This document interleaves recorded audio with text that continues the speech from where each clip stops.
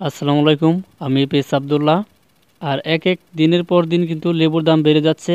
আর আপনাদেরকে আজকে রিকোয়েস্ট করব, যারা লেবুর ব্যবসায়ী, যে বাইরা লেবুর ব্যবসা করেন, তাদের জন্য কিন্তু আজকের ভিডিওটা খুব একটা ইন্টারেস্টিং একটা ভিডিও।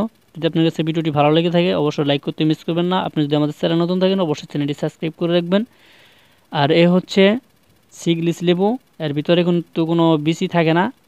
আর এটা কিন্তু বিচি ছাড়া। অনেক লেবুতে দেখা গেল যে বিচি থাকে, কিন্তু কিছু কিছু লেবুতে কিন্তু বিচি থাকে না। আর এই গ্রামে যে আমাদের কিছু গাছ রয়েছে সেটা কিন্তু আমি দেখাচ্ছি আপনাদেরকে, কিন্তু বেশি আপনার গাছ নাই এখানে।